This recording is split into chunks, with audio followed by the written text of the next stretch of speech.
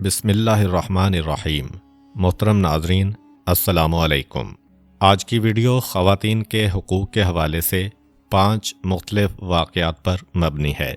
Medina की मुसलमान औरतों की जानिब से यज़ीद अंसारी की बेटी अस्मा को इस काम पर मामूर किया गया कि वो उनकी नुमाइंदगी करते हुए रसूल अकरम सल्लल्लाहु अलैहि वसल्लम की खिदमत में हाजिर हों और मदीना की औरतों का शिकायत आमेज़ पैगाम आप सल्लल्लाहु अलैहि वसल्लम तक पहुँचाएँ और आपसे इसका जवाब हासिल करें। वो हुज़ूर अकरम की खिदमत में हाजिर हुईं और कहा, मेरे माँ बाप आप पर कुर्बान हों, मैं औरतों की नुमाइंदा बनकर आपकी खिदमत में हाजिर हुई हूँ। हम औरतों का ये कहना है कि खुदावंद अज़्ज़ व जल ने आपको मर्दों और औरतों दोनों के लिए मबऊस फरमाया है। आप फ़कत मर्दों के पैगंबर नहीं हैं, हम औरतें भी आप पर और आपके परवरदिगार पर ईमान लाई हैं।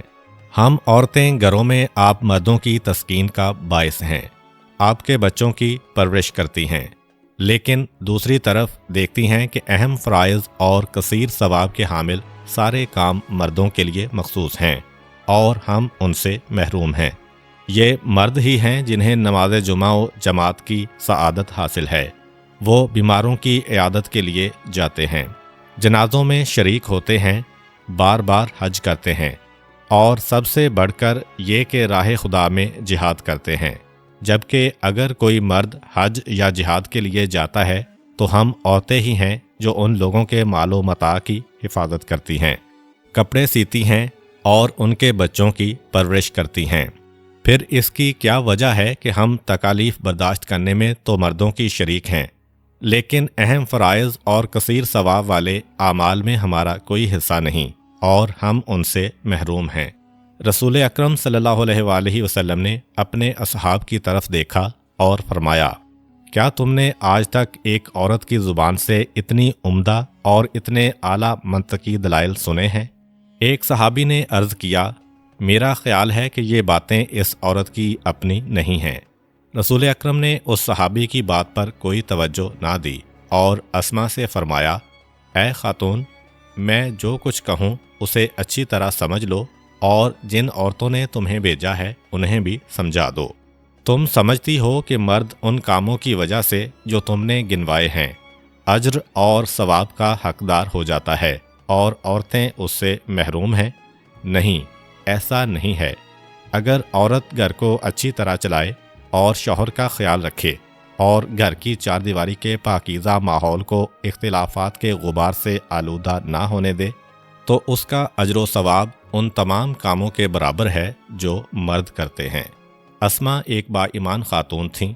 उनका और उनकी हम ख्याल औरतों का सवाल उनके दिल की गहराइयों से निकला था और किसी नफसानी ख्वाहिश का नतीजा ना था, जैसा कि आजकल अक्सर देखने में आता है।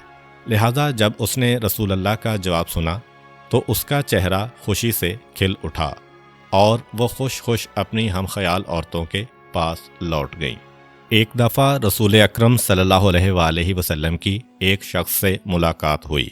आपने उससे पूछा, तुमने अपनी बीवी के साथ क्या बर्ताव किया? उसने जवाब दिया, मैंने उसे तलाक दे दी।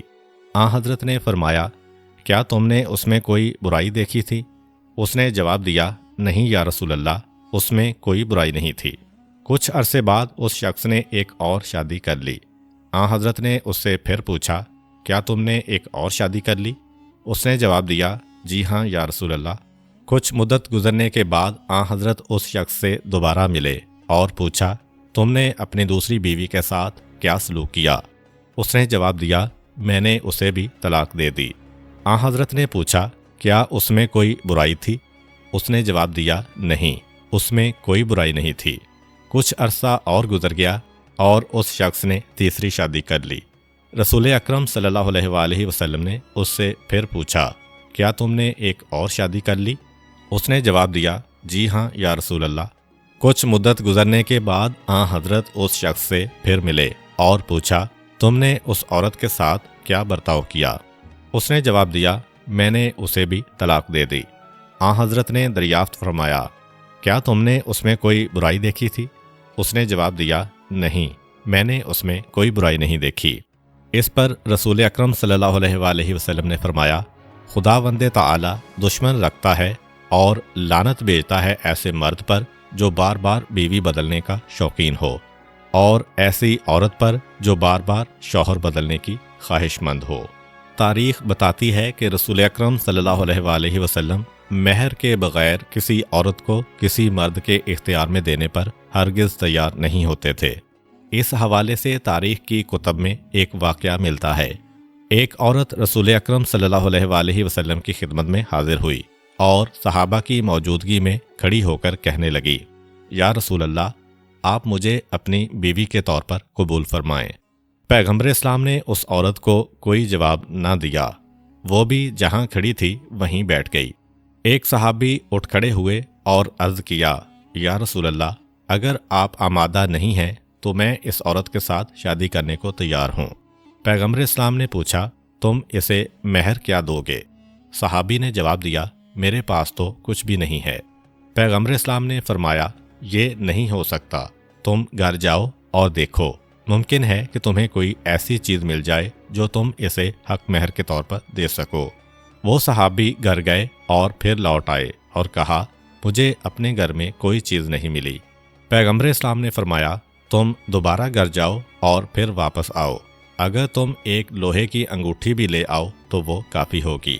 وہ صحابی دوبارہ اپنے گھر گئے اور واپس آ کر کہا، میرے گھر میں لوہے کی ایک انگوٹھی تک نہیں ہے، تاہم میں جو کپڑے اپنے بدن پر پہنے ہوئے ہوں وہی اس عورت کو مہر کے طور پر دینے کو تیار ہوں۔ ایک اور صحابی جو ان صحابی کے حالات سے بخوبی واقف تھے کہنے لگے، یا رسول اللہ، خدا کی قسم، اس شخص کے پاس اس کے علاوہ اور کوئی لباس نہیں ہے، پس آپ اس لباس کا آدھا حصہ اس عورت کا مہر قرار دیں۔ رسول اکرم نے فرمایا، اگر اس کپڑے کا آدھا حصہ عورت کا مہر ہو تو اسے کون پہنے گا؟ اگر ان میں سے ایک پہنے گا تو دوسرا ننگا رہے گا۔ نہیں، یہ نہیں ہو سکتا۔ جو صحابی اس عورت سے شادی کرنا چاہتے تھے وہ اپنی جگہ پر بیٹھ گئے۔ عورت بھی انتظار میں بیٹھی تھی۔ مجلس میں کچھ اور باتیں ہونے لگیں اور گفتگو نے طول پکڑا۔ بالآخر وہ صحابی اٹھ کر جانے لگے۔ رسول اکرم نے انہیں آواز دی اور فرمایا، یہاں آؤ۔ وہ حاضر ہو گئے۔ حضرت نے فرمایا، کیا تمہیں قرآن پڑھنا آتا ہے؟ انہوں نے عرض کیا، جی ہاں یا رسول اللہ، مجھے فلاں فلاں صورتیں آتی ہیں۔ حضرت نے فرمایا، کیا تم زبانی ان کی قرات کر سکتے ہو؟ صحابی نے جواب دیا، جی ہاں یا رسول اللہ۔ رسول اکرم نے فرمایا، بہت خوب، اب معاملہ درست ہو گیا ہے۔ میں اس عورت کو تمہارے عقد میں دیتا ہوں اور اس کا مہر یہ ہے کہ تم اسے قرآن پڑھاؤ گے۔ صحابی نے اپنی بیوی کا ہاتھ پکڑا اور چلے گئے۔ حجۃ الوداع کے موقع پر جب رسول اکرم صلی اللہ علیہ وآلہ وسلم ایک جانور پر سوار تھے اور آپ کے ہاتھ میں ایک تازیانہ تھا، ایک صحابی آپ کی خدمت میں آیا اور کہنے لگا کہ یا رسول اللہ، مجھے آپ سے ایک شکایت کرنی ہے۔ رسول اکرم نے فرمایا، بولو۔ اس شخص نے کہا، کافی عرصہ پہلے زمانہ جاہلیت میں طارق بن مرقع اور میں ایک جنگ میں شریک تھے۔ دوران جنگ طارق کو ایک نیزے کی ضرورت پڑی اور اس نے پکار کر کہا، ہے کوئی جو مجھے ایک نیزہ دے اور مجھ سے اس کا معاوضہ لے؟ میں نے آگے بڑھ کر کہا، کیا معاوضہ دو گے؟ اس نے کہا، میں زبان دیتا ہوں کہ میرے ہاں جو پہلی بیٹی پیدا ہوگی اسے میں تمہارے ساتھ بیاہ دینے کی خاطر جوان کروں گا۔ میں نے اس کی پیشکش قبول کر لی اور اپنا نیزہ اسے دے دیا۔ اس بات کو کئی سال گزر گئے۔ آخر ایک دن مجھے اس معاملے کا خیال آیا اور مجھے پتا چلا کہ طارق ایک بیٹی کا باپ بن چکا ہے جو اب جوان ہو گئی ہے۔ چنانچہ میں گیا اور اس سے بات کی اور اپنا حق مانگا، لیکن وہ اپنی زبان سے پھر گیا ہے اور مجھ سے نئے سرے سے مہر مانگ رہا ہے۔ اب میں آپ کی خدمت میں حاضر ہوا ہوں تاکہ آپ فیصلہ فرمائیں کہ ہم دونوں میں سے کون حق پر ہے۔ رسول اکرم نے دریافت فرمایا، لڑکی کی عمر کیا ہے؟ اس نے جواب دیا، وہ اتنی بڑی ہو گئی ہے کہ اب تو اس کے سر میں سفید بال بھی جھلکنے لگے ہیں۔ رسول اکرم نے فرمایا، اگر مجھ سے پوچھتے ہو تو نہ تم حق پر ہو اور نہ ہی طارق۔ جاؤ اپنا کام کرو اور لڑکی کو اس کے حال پر چھوڑ دو۔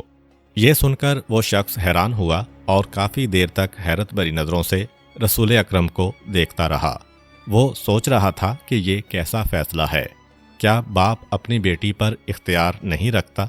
اگر میں لڑکی کے باپ کو دوبارہ مہر دے دوں اور وہ لڑکی مجھ سے بیاہ دے تو کیا یہ فعل ناجائز ہوگا؟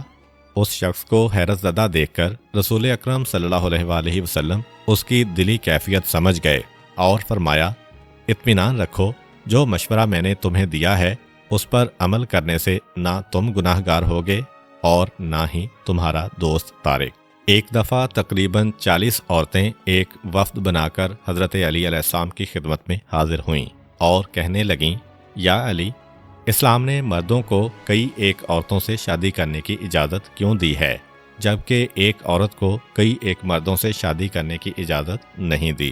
کیا یہ ایک ناجائز امتیاز نہیں ہے؟ حضرت علی علیہ السلام نے حکم دیا کہ کچھ چھوٹے چھوٹے برتن لائے جائیں جن میں پانی بھرا ہو اور ایک ایک برتن ایک ایک عورت کے ہاتھ میں تھما دیا جائے۔ پھر آپ نے حکم دیا کہ تمام برتنوں کا پانی ایک بڑے برتن میں انڈیل دیا جائے جو مجلس کے بیچ میں رکھا تھا۔ حکم کی تعمیل کی گئی۔ پھر آپ نے فرمایا، اب تم میں سے ہر عورت اپنا اپنا برتن دوبارہ بھر لے، لیکن یہ خیال رہے کہ ہر برتن میں وہی پانی بھرا جائے جو اس نے اس برتن میں سے انڈیلا ہے۔ عورتوں نے عرض کیا، یہ کیسے ہو سکتا ہے؟ اب تو ہم سب کا پانی باہم مخلوط ہو گیا ہے اور انہیں الگ الگ کرنا ممکن نہیں ہے۔ حضرت علی نے فرمایا، اگر ایک عورت کے کئی شوہر ہوں تو وہ لامحالہ سب کے ساتھ ہم بستر ہوگی اور پھر حاملہ ہو جائے گی۔ اس صورت میں یہ کیسے پتہ چلے گا کہ جو بچہ پیدا ہوا ہے وہ کس شوہر کی نسل سے ہے؟ یہ بات تو ہوئی مرد کے نقطۂ نگاہ سے، اور جہاں تک عورت کا مسئلہ ہے تو ایک عورت کے نقطۂ نگاہ سے بھی اس کا کئی ایک مردوں سے شادی کرنا اس کی فطرت کے منافی ہے، کیونکہ عورت فقط یہ نہیں چاہتی کہ مرد اس کی جنسی خواہش کی تسکین کا ذریعہ ہو، تاکہ کہا جا سکے کہ جتنے زیادہ شوہر ہوں اس کے لیے بہتر ہوں گے۔ عورت مرد کی صورت میں ایک ایسا شخص دیکھنا چاہتی ہے جس کا دل اس کی مٹھی میں ہو، جو اس کی حمایت اور حفاظت کرے، اس کے لیے قربانی دے، زحمت اٹھائے، دولت کما کر لائے، اس کے ہاتھ پر رکھے اور اس کا ہمدم اور غم گسار ہو۔ لہٰذا ایک عورت کا متعدد مردوں سے شادی کرنا نہ مرد کی خواہشات سے ہم آہنگ ہے اور نہ ہی عورت کی خواہشات سے مطابقت رکھتا ہے۔ امید کرتا ہوں کہ آپ کو آج کی ویڈیو اچھی لگی ہوگی۔ اگر آپ کو ہماری ویڈیو اچھی لگی ہے تو ویڈیو کو لائک کریں اور مزید اس طرح کی ویڈیوز دیکھنے کے لیے ہمارا چینل سبسکرائب کر لیں۔ ملتے ہیں نیکسٹ ویڈیو میں، اجازت دیجیے، اللہ حافظ۔